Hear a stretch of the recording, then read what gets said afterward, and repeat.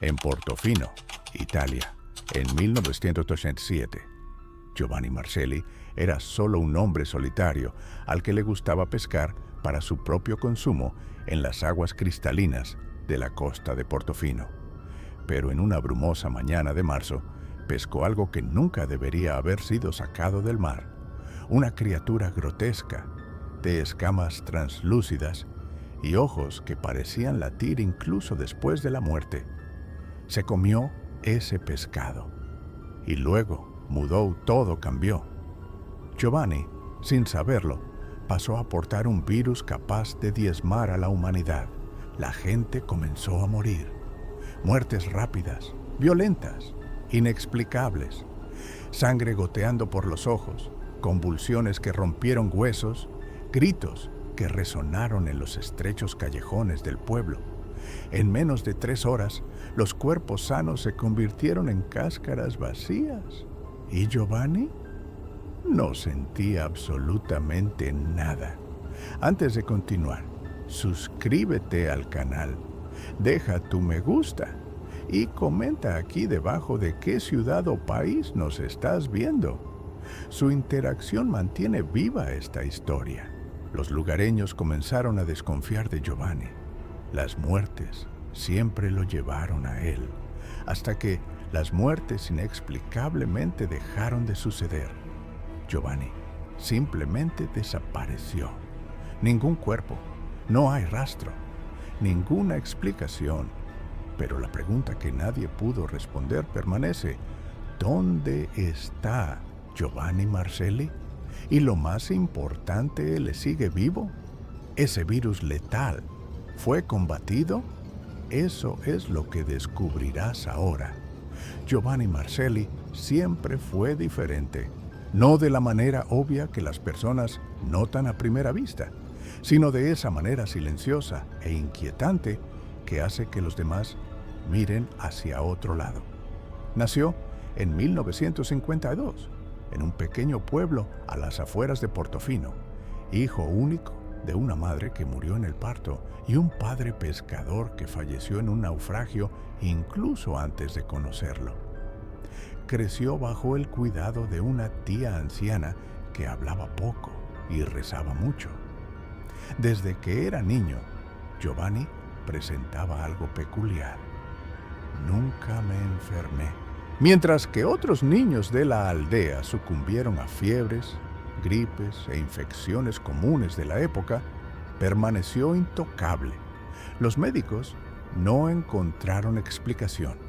Su sangre, cuando fue analizada en una de las raras visitas a un hospital en Génova, presentaba anomalías que los profesionales no podían comprender con la tecnología disponible. Giovanni trabajaba como asistente mecánico en el taller de Giuseppe Conte en Via Roma. Era conocido por su puntualidad y silencio. Vivía solo en una pequeña casa en La Salita San Giorgio, la misma donde su tía había fallecido en 1934. Su rutina era metódica. Se levantaba a las 5 de la mañana, pescaba para su propio consumo en las rocas y se dirigía al trabajo a las 8. Allí, con una caña de pescar simple y vieja, capturó su propia comida. Nunca vendió un solo pescado. Nunca compartió sus capturas. Era un ritual solitario, casi religioso. Cuando su línea se tensó con una fuerza brutal, supo que había enganchado algo grande.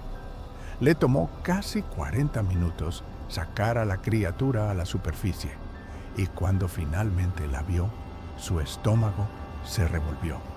Lo que Giovanni pescó esa mañana nunca fue identificado oficialmente.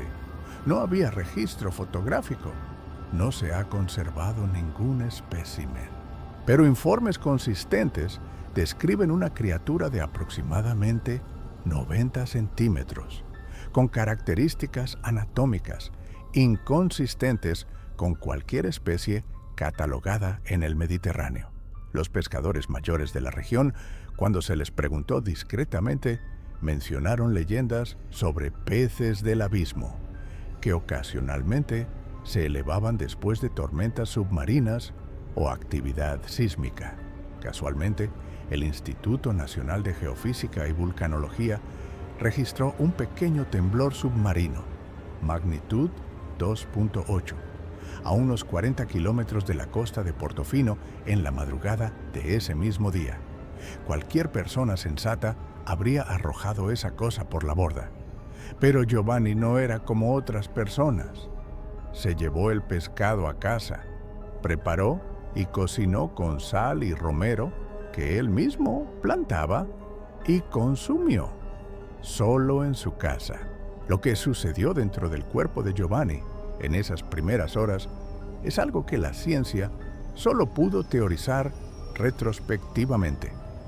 El pez portaba un patógeno, un virus, que probablemente evolucionó en completo aislamiento en las fosas abisales, donde la presión, la temperatura y la química del agua crean condiciones radicalmente diferentes.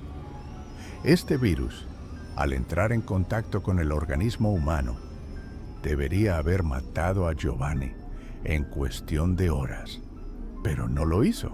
La mutación genética que Giovanni portaba desde su nacimiento, una anomalía en la estructura de sus células T y la producción de interferones, creó una compatibilidad imposible.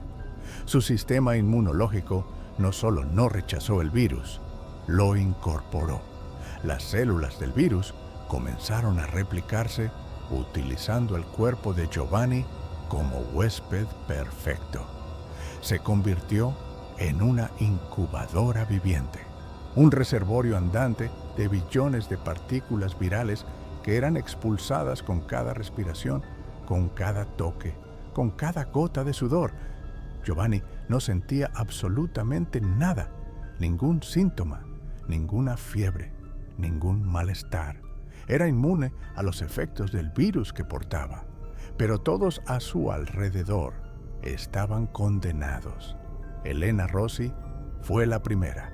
Tenía 43 años, madre de 2 hijos, propietaria de Panificio Rossi en Via Garibaldi.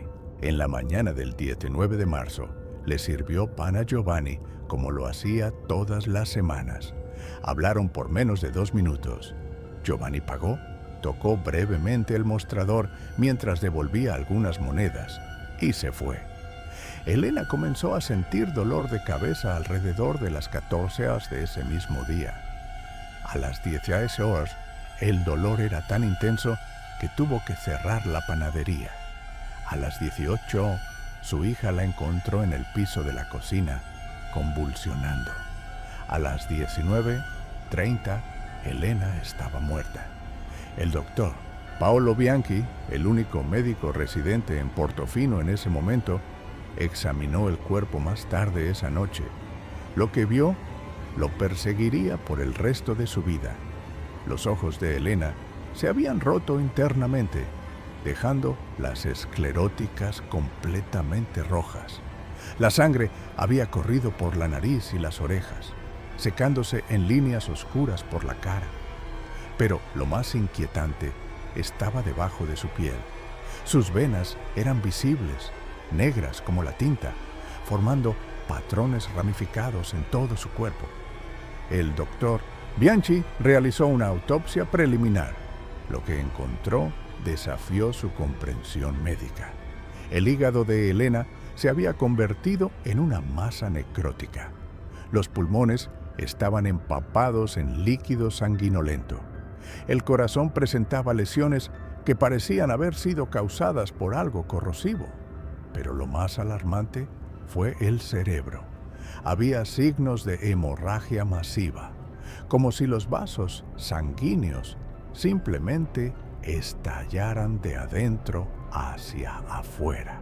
El doctor recogió muestras y las envió inmediatamente al laboratorio del Hospital San Martino en Génova. Los resultados iniciales llegaron al día siguiente. Infección viral de origen desconocido.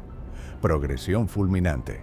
Se requiere un análisis especializado urgente.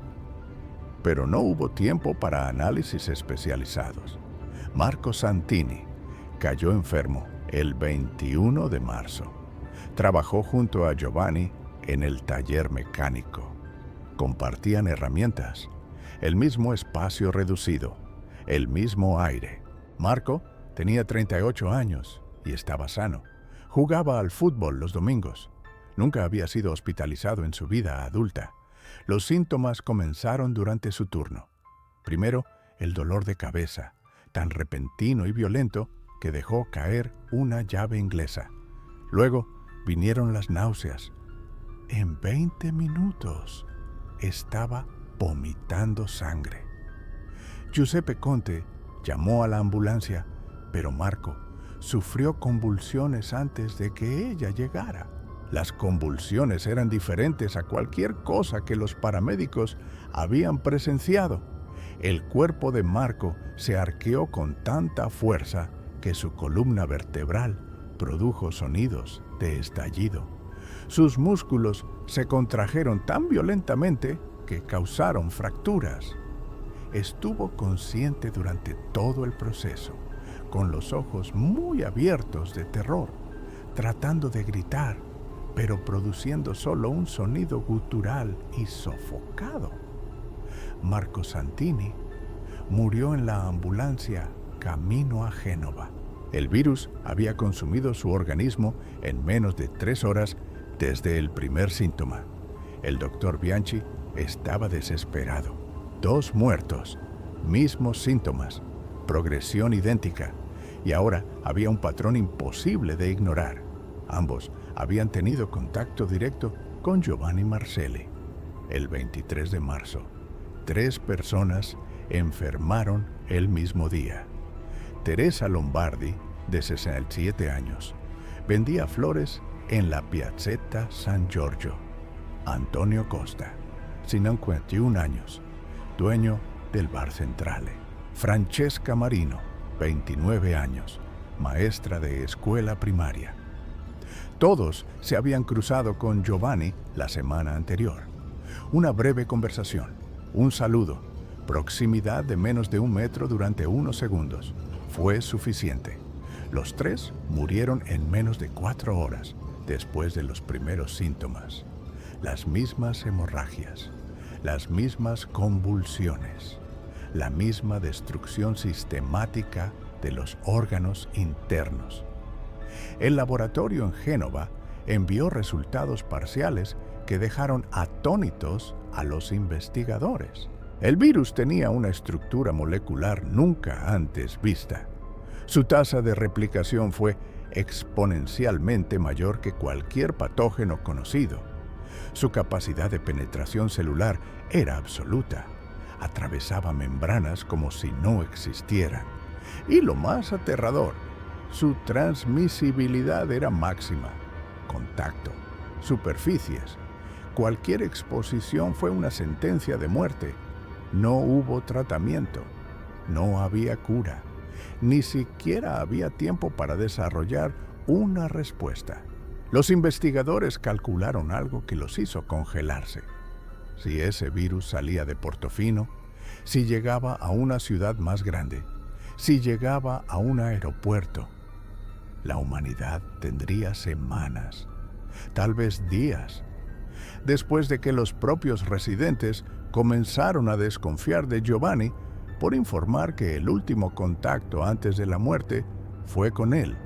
Denunciaron a las autoridades locales, que rápidamente iniciaron una investigación para investigar la vida de Giovanni. El 26 de marzo, agentes del Servizio per la Informazioni y la Sicurezza Militare llegaron discretamente a Portofino. No llevaban uniformes, no se identificaron. Llegaron en vehículos civiles durante la noche. El pueblo fue puesto en cuarentena absoluta. Se erigieron barreras viales. Las líneas telefónicas fueron monitoreadas. La narrativa oficial era de un brote viral grave. Nadie podía entrar o salir. Giovanni fue localizado en su casa en la noche del 27 de marzo. Testigos, cuyos nombres nunca fueron revelados, informaron haber visto varios vehículos estacionados en la Salita San Giorgio alrededor de las 23 horas, luces apagadas.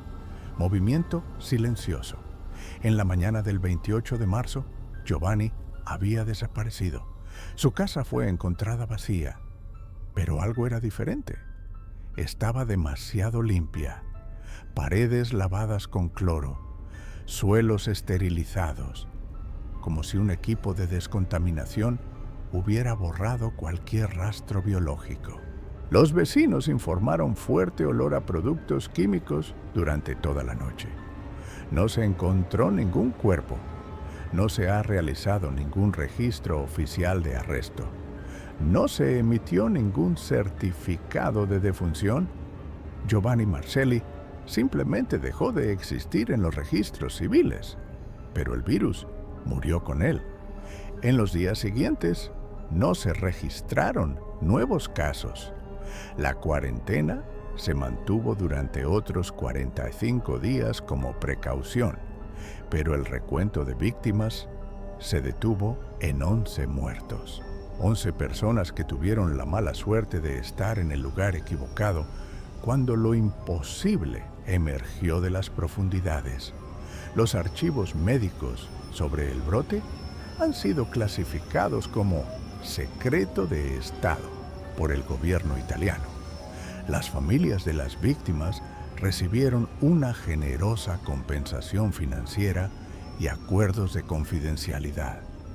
El doctor Paolo Bianchi fue trasladado a Roma y nunca volvió a hablar públicamente sobre los acontecimientos de marzo de 1987. Las muestras del virus se enviaron a un laboratorio de biocontención de nivel 4 en una ubicación no revelada. Allí, los investigadores hicieron los últimos análisis antes de destruir por completo cualquier rastro. El informe final, desclasificado parcialmente en 2019, confirmó: el virus tenía el potencial de causar una pandemia de extinción. Tasa de mortalidad, 100%. Velocidad de transmisión, extremadamente alta. Período de incubación, de 0 a 6 horas. Tiempo hasta la muerte, 2 a 4 horas después de los primeros síntomas. La humanidad sobrevivió por casualidad, debido a una rara mutación genética en un hombre solitario, y porque alguien tomó la decisión de que una vida, o tal vez 11 vidas, valía menos de 7.000 millones. El cuerpo de Giovanni nunca fue encontrado porque nunca debería ser encontrado. Existen protocolos para situaciones así, procedimientos que no figuran en los manuales oficiales, equipos capacitados para resolver problemas que no se pueden resolver por medios convencionales. Hay rumores, nunca confirmados, de que en la madrugada del 28 de marzo de 1987, un barco partió del puerto de Portofino hacia mar abierto, sin luces, sin identificación. Se rumoreaba que este barco llevaba un cuerpo envuelto en bolsas de plástico de biocontención, lastrado con bloques de hormigón. Se rumorea que este cuerpo fue depositado en una de las fosas marinas más profundas del Mediterráneo, a más de 5.000 metros de profundidad, donde la presión y la oscuridad aseguran que nada vuelva a la superficie. A veces, en las noches lluviosas, los pescadores juran ver una figura solitaria en las rocas, una silueta que mira el mar con una quietud antinatural. Y cuando se acercan para comprobar, no hay nadie, pero son solo rumores. Lo que sabemos con certeza es que Giovanni Marcelli desapareció, que el virus que podría haber exterminado a la humanidad nunca se propagó más allá de Portofino, y que hasta el día de hoy los pescadores de la región evitan ciertas áreas del mar. ¿Y tú? ¿Qué crees que realmente le pasó a Giovanni Marcelli? ¿Fue ejecutado para proteger a la humanidad? ¿O hay algo más siniestro detrás de su desaparición? Deja tu teoría en los comentarios. Suscríbete al canal para obtener más historias que desafíen la realidad y activa Tinkerbell para no perderte ningún episodio.